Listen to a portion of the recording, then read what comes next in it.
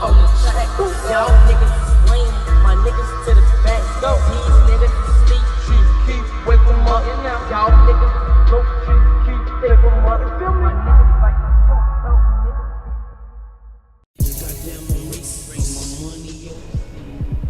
Keith Cozart was born August 15, 1995 in Chicago, Illinois. Named after his uncle Keith Carter, who was also known by Big Keef. He was raised in the Parkway Garden Apartments, or O Block. O Block is located in the Washington Park neighborhood in the South Side.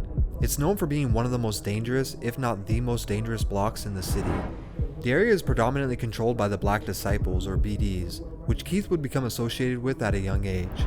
His passion for music has always been there, and he recalls memories as a 5-year-old freestyling on his mom's karaoke machine. He would put blank tapes in the machine and record himself to weak-ass beats, in his own words. But it wasn't until 2008, when Keith was 12 years old, that he started recording full-length songs and releasing them. This was after he met DJ Ken, a Japanese music producer who had just moved to the United States and was living in Chicago now. DJ Ken would meet him through his uncle Big Keef while walking his dog one day. The two became acquainted and started talking about making music together. Over the course of a year or two, they would record multiple songs while learning the process.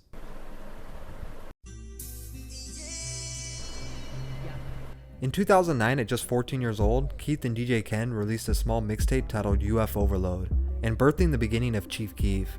The tape has been somewhat erased off the internet, but you can still find a few songs online. The tape includes the song Dead and Gone, which he wrote for a girl named Kita who had passed away.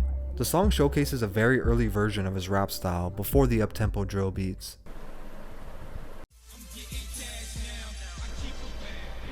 But in 2010, DJ Ken and Sosa dropped Moolah Express, which showed more of his drill side and was a step up from his first mixtape.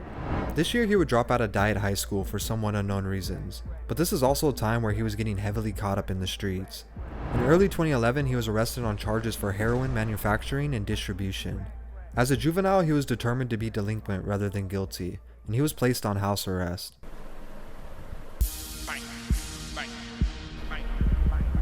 He continued to work on music and released 2 mixtapes in 2011.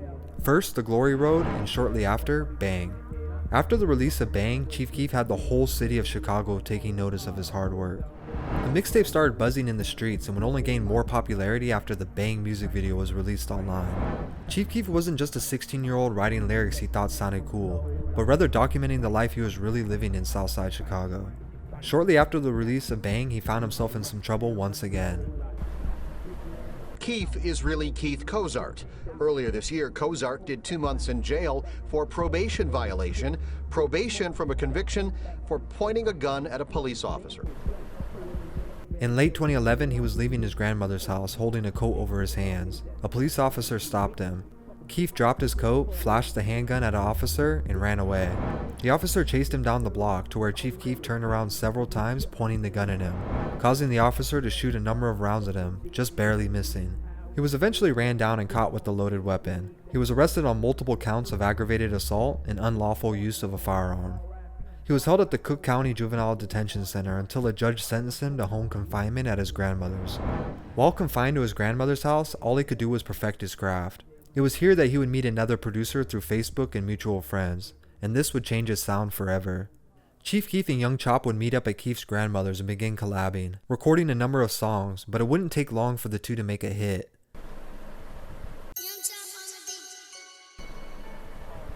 On March 6, 2012, Chief Keef uploaded a new song to his YouTube titled Don't Like, featuring Lil Reese. He even included the words leaked at the end of the title in an attempt to promote the song.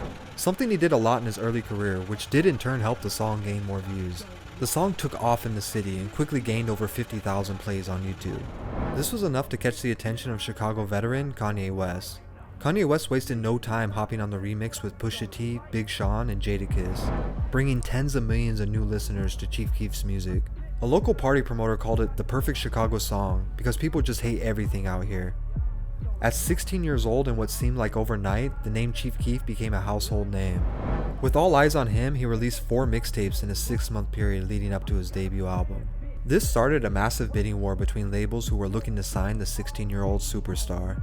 He ended up landing a record deal through Interscope, which also came with a second deal for his Glory Boys entertainment crew, putting his entire team on the map. Although his deal would amount to over $6 million over 3 years, it came with a lot of strings attached as well. If his debut album didn't sell 250,000 copies by a certain date, Interscope had the rights to drop Chief Keef.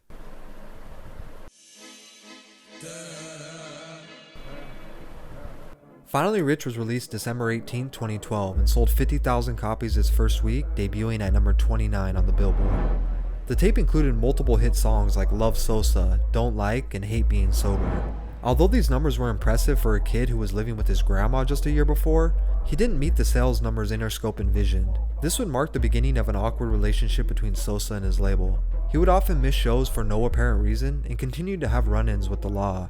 He violated his probation multiple times, giving critics the impression he may not last long in the music world. In 2013, Chief Keef continued to stay one of the most sought-after artists, who never left his fans without new music.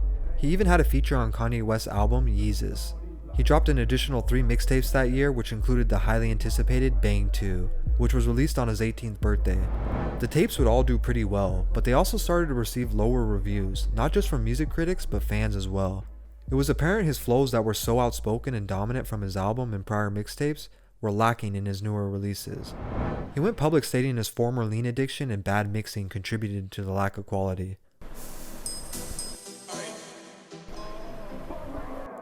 In March 2014, Keef released the first official single from Bang 3 entitled Fuck Rehab, featuring his fellow Glow Gang artist and cousin, Blood Money. Unfortunately, just a few weeks later, Blood Money would pass away to gun violence in Chicago. He continued to work on new mixtapes in between tours and started making beats as a new hobby.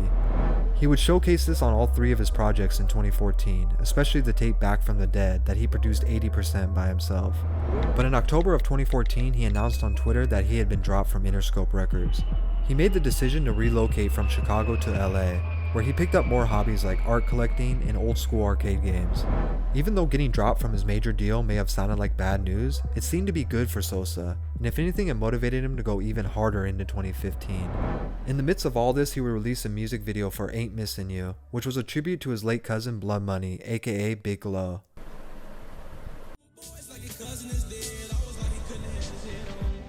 Just a week later, he would lose another Glow Gang member, Capo, to a drive-by shooting.